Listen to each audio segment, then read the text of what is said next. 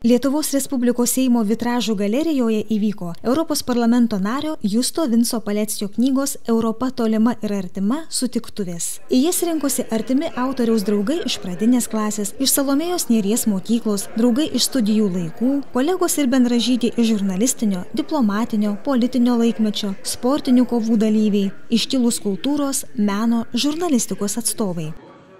Baigėsi antroji kadencija Europos parlamente.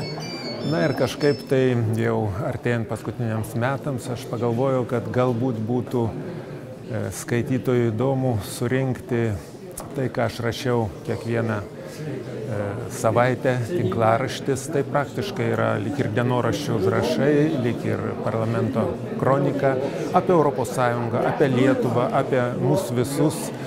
Na ir tada kažkaip tai dar aš pagalvoju apie tai, kad Europa tapo mums dabar labai artima, mes esame Europos dalis.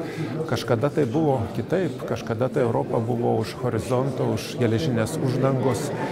Na ir tuomet aš irgi turėjau galimybę kaip žurnalistas jaunas lankytis kai kuriuose Europos šalyse. Na ir kai ką tuo metu spausdinau. Ir susidarė dvi knygos dalis. Europa tolima, kažkada tai prieš 40-45 metus, ir Europa artima, jau mūsų laikais. Na ir tikiuosi, kad ši knyga padės kai kam geriau pažinti Europos Sąjungą.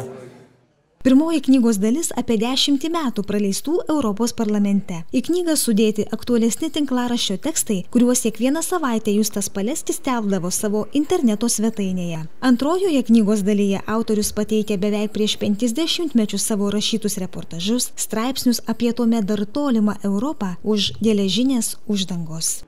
Mano pagrindinė išvada, kad po 10 metų darbo Europos parlamente, kad šioji sąjunga, aišku, nėra tobula, yra labai trapi, ji negeležinė, ji labai demokratiška, dėl to sprendimų priėmimo mechanizmas tikrai labai sudėtingas. Kiekviena šalis gali vetuoti ir Lietuva gali vetuoti bet kokį svarbų sprendimą.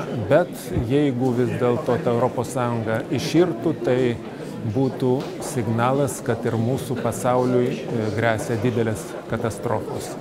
Taigi nesinorėtų baigti pesimistiškai, atvirkščiai. Man atrodo, reikia pasistengti, kad gyvenimas Lietuvoje geriau, greičiau gerėtų ir tada tuo pačiu bus ir Europos Sąjunga stipresnė ir visiems bus geriau.